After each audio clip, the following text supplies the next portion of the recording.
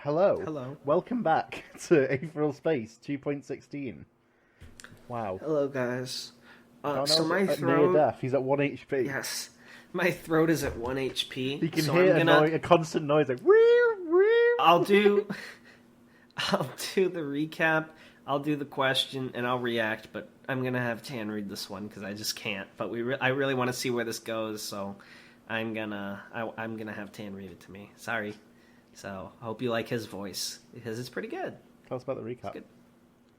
Oh, right. So last time, Dragon finally finished off Zakos, and then he almost died, and his mechanism he was using before to survive kind of amplified his negative thoughts and was like, just die, just fucking die. And he was like, no, I don't want to die. And then the red shadow came and punched him in the face. So we all, the viewer, obviously thought that the series was going to end right there and Dragon would die. But actually, he woke up in the hospital with Bruno next to them. And he found out that Zakos was currently sedated and they were waiting for Dragon's decision to what was going to happen. So let's see how the fucking build-up of 8 chapters of Zakos being the most cartoonish villain ever is going to end. I'm very excited. Alright, let's find out what happens. Alright. Dragon looked down at the wreckage of the automatics. Just like the ones outside the palace, these ones had been left in a heap, never having moved from the positions they'd been stationed at. There hadn't been much of a fight there. With the assistance of a cane, he'd managed to get himself moving. He was standing there in the centre of the encampment, inspecting the aftermath of the confrontation. Both the automatics had been dispatched with single blows to the head, the metal dented in there as far as it would go.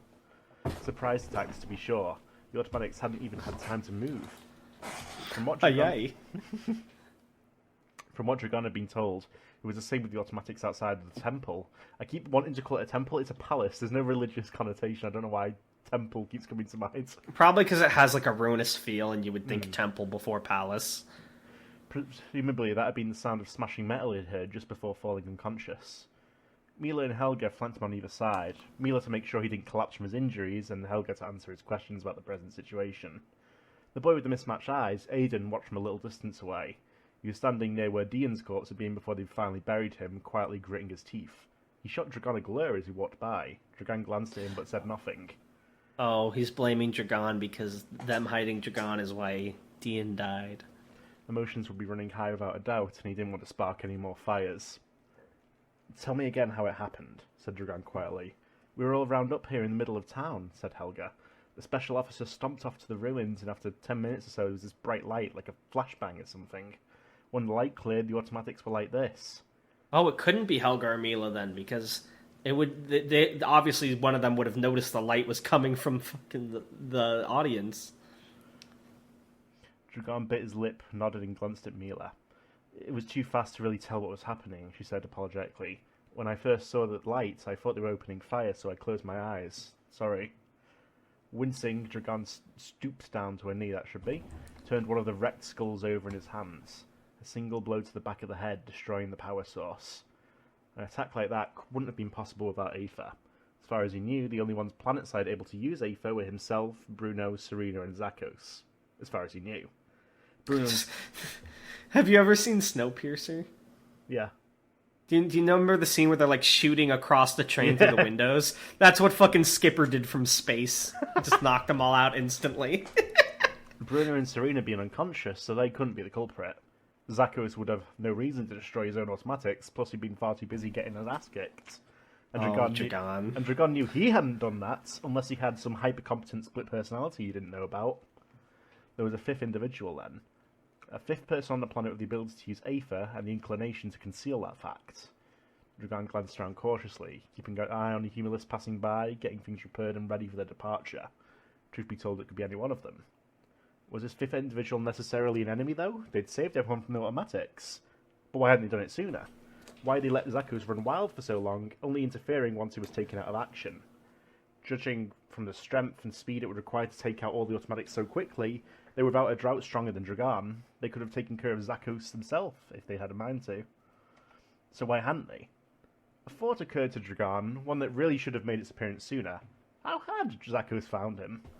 Dragon had been caught up in the situation, not taking time to question things, but now the matter seemed to stick out like a sore thumb. A mole. That was one explanation. Was it the only one, or was it just the evidence creating that bias? He'd keep his mouth shut for now, though, do some investigating before he took any action. We should wait for Skipper and Ruth to get back before doing anything, Dragon lied. How's our guest doing? The words Dragon lied, I wonder how many times they occur in the story. I'm highlighting it. I don't know if you can see me highlighting this fucking part. Which? You can't see me highlight it? Oh, after the next sentence in the line, the first thing in the... Oh, this was a sight for sore eyes. Samael Embarrassment Zakos was tied to a makeshift pillar with layers and layers of steel ropes, his aether suppressed by a dose of homebrew Neverwire fuel that Mila had managed to cook up. His eyes were wide with rage and fear, but his restraint didn't budge in the slightest no matter how much he struggled. A gag had been shoved in his mouth, so the only noises he could make were muffled barks and groans, but Dragon got the gist of it. I'll kill you, how dare you do this to me, I'm insecure, etc., etc. I love your sarcastic writing, because I feel like a lot of times in, like, young adult fiction, the sarcastic writing is, like, too cheesy, but yours is, like, just on the money. Fucking I'm insecure. The tent was dark, a residential one that had hastily been converted into a makeshift prison. Most light sources removed to save power.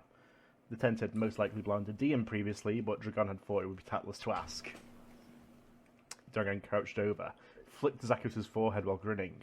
Looking good, Special Officer, he said mockingly. That inspired another round of furious thrashing and murderous muffled screams, but Dragon didn't much mind. Gloating was a bad habit, to be sure, but he didn't get many chances to indulge in it these days. So, he continued, cocking his head, looking right into the prisoner's eyes, I have some questions for you, Mr. Zakos. Think you're smart enough to answer them? Zakos just glared at him. Well, that was fine. He wouldn't have been capable of saying anything anyway. Don't worry, I don't need you to talk, said Dragon soothingly, as if comforting a child. I just need to look into your eyes as I ask my questions. That doesn't sound so hard, does it? Just more glaring. How unsociable.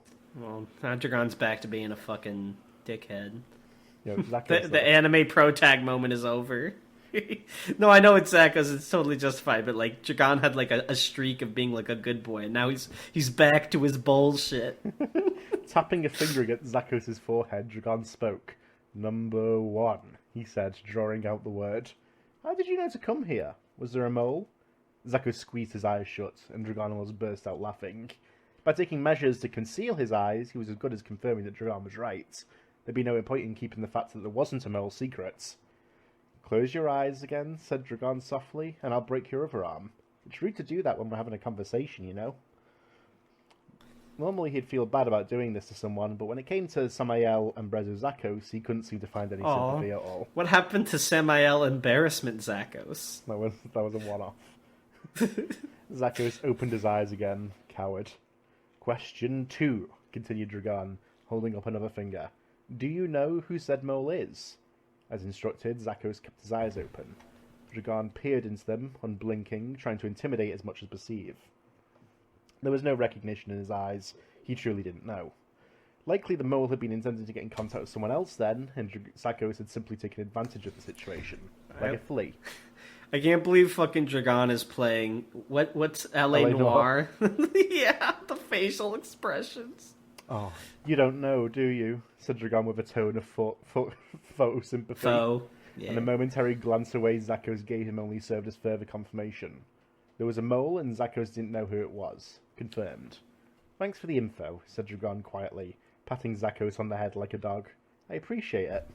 Ignoring the rabid sounds the special officer was making behind him, Dragon strolled out of the tent, tapping his cane against the ground. Meanwhile, elsewhere... Oh, hold on. This is about to get edgy. Why is that capitalized? So this is all in italics? Well, you watched the video, you know it's in italics. I don't know why I specified that. The man who was like... Right. Oh, I was just saying, alright, give me your edgiest... I want to know... This is an edgy speech, I can tell. The man who was like God stood among the ruins of a world, the cape he wore over his bare chest flowing in the wind. A dark red sun glowed in the sky, all but completely blocked by the legion of ships that infested the sky like locusts. Oh my god, is this Dark Soul? The boy and his fellows, an army in identical uniforms, stood dutifully behind their leader. Each held an identical plasma musket up towards the sky, like a metal forest in miniature, or a city of skyscrapers stretching up to the stars. The man who was like God lifted his last opponent up by the scruff of his collar, inspecting the body. The opponent had been celebrated as a reincarnation of a mighty warrior, who had slain countless mighty beasts and annihilated all rivals as he led his tribe to domination of the planet they'd made their home. The opponent's name no longer mattered, but there were likely under 100 and so people in the galaxy that were capable of matching his strength. Disappointing, muttered the man who was like God, tossing the legend aside. The boy watched his power with awestruck eyes. All right, theory craft. I believe the boy was Skipper, and the man who was like God is the Supreme, I believe it's called. Skipper opened his tired eyes, waking with a jolt in his captain's seat. Then he sighed, running his hands over his face to wipe away the sweat. He'd had that dream again. With his next few seconds of consciousness, Skipper scanned the navigation console. He still wasn't fully used to the Veritas' systems, but it seemed the autopilot was still working A-OK. You okay? Sorry, there's no voices when I do it. You okay? Said Ruth from the co-pilot seat, looking concerned. She'd been anxious ever since they'd set off, so it was no surprise she was looking for more things to worry about. Hey, try to do your skin voice now. Yeah, it's like a Patrick Warburton type of deal. Grin Skipper. Hey, boof. Banishing the dream's lingering horror from his mind. I'm always okay, you know? She frowned, but nodded all the same, looking down at the box in her lap. Skipper couldn't help but smile. Ever since they'd gotten hold of the Rospolux at the Styrian markets, Ruth hadn't let it out of her sight. She was so damn cute. Oh my god, what? Is he into her? No. Isn't he like 40? Oh, he just means cute like you would call. Okay. Do you think we're too late? She spoke up again, the worry already making its return. She got like this a little too often. It was understandable, but that didn't mean it couldn't cause problems in the future. Nah, he said, waving a hand as casually as could.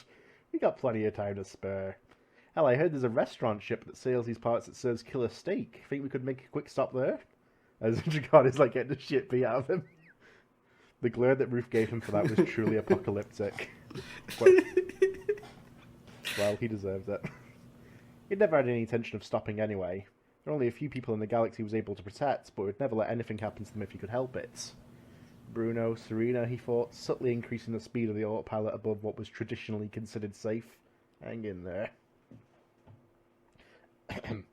That night, Samael Ambroso Zakos opened his eyes as he heard soft footsteps, preparing himself for another round of humiliation. Well, that Dragon Hadrian could laugh all he wanted. He'd be paid back with interest before long. His eyes widened. The one standing before him in that tiny tent was not Dragon Hadrian. He didn't know who it was. No. Oh no! Please don't let him go. Please don't let him go. The figure was like a red shadow, clad in a crimson mantle that concealed everything about them. Even their face was a black void. No, they were wearing some kind of mask. Friend or foe? Were they loyal to the supremacy, come to assist a special officer? Or were they like Hadrian, here to gloat at a momentary humiliation? Zakos wanted to say something, but all that he managed was muffled gasps against his gag. The red shadow didn't even flinch at the sudden noise. Instead, it knelt down and plucked the gag from his mouth. He took in a few deep, greedy breaths, grateful for the cool air inside his mouth. My thanks, he panted. I know where you were supposed to be, Little Red Rider Hood? The red shadow didn't move, didn't speak, barely even seemed to breathe. It just stared at him through eyes that weren't there. Realization popped into Zakos' head, and a stained black grin spread across his face, eyes narrowing in lines of ecstasy. You're the one, aren't you? My contact from the GID. At first there was no response, just a slight angling of the head. Then they spoke in a soft voice. Not yours. Zakos frowned. Well, yes, technically this person had been trying to get in contact with Atoy Muzazi, but they'd gotten superior package, so where was the problem? Superior package? Dude, if it was Muzazi, the whole planet would already be destroyed except for the good people. You just see a giant like fucking... If it was Muzazi, when Serena brought down the stone sword, he would have merely tapped it with the hilt of his luminescence. It would shatter into a million pieces. It was all beside the point now, at any rate. It matters not, Zakos intoned, already regaining his dignity. Get these restraints off me and we'll deal with Hadrian and Del said. There's little time. There was a hollow click, and Zakos looked up from his restraints.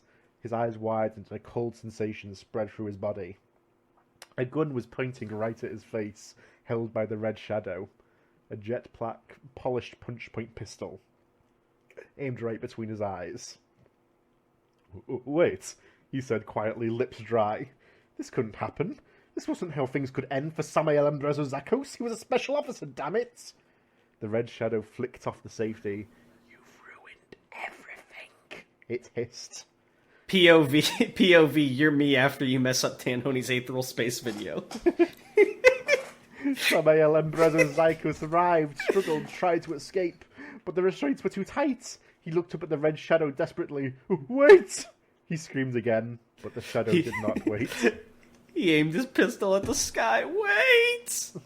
The finger pulled the trigger, and Samael Ambrezo Zakos said nothing more. More like Samael Embarrassment Zakos. Yeah. Vibe He's check. fucking dead. Get vibe checked. Maybe this is Musazi's like long lost lover or something. I don't fucking know anymore. Samael ruined everything, damn it. And that's 2.16. I can't wait to meet Samael's brother. I always hated Samael, but I guess it's my family. Twice as dignified as him. He was always a stain on the family, but I suppose I should avenge him. I'll unleash 12% of my power, and then the fucking earth will crack. Well, you got anything else to say? You got a question? Samael Ambrosio Zakos. I don't know. I think the thing with this chapter, it was shorter than the others, but also I think what it was is it got me really enticed, but then it left me on a cliffhanger before I really got any satisfaction out of it, is what I would say. I wish I had gotten just a crumb more, but that's also just me speaking as a reader who's excited for what's to come. It is a bit of a transition chapter, though, yeah. Yeah. I think that's what it was, is I expected, because we're reading 4 in a bulk, like, rather than when someone goes back and reads this, I'm sure it'll be fine, but, like, for me reading in a bulk of 4, I was waiting for, like, a conclusion, I think. But otherwise, pretty good. I'm really excited to see what's to come. I hope we get to read more Aetheral Space soon, though I don't want too much of a backlog. As always, I enjoy reading this a ton with Tan. It's a lot of fun. Sorry my voice went out, guys. Hopefully it'll be back next recording. And the question for this week, Samael's hypothetical older brother, what's his name and what's his power? Well, answer that. Or no, let me give you a better question. Sorry. Obviously we don't have enough information to make a real guess, but what the fuck do you think the Red Shadow's plan was? I think that's a good one. Well, all right. I hope to see some answers. Bye. All right. Bye.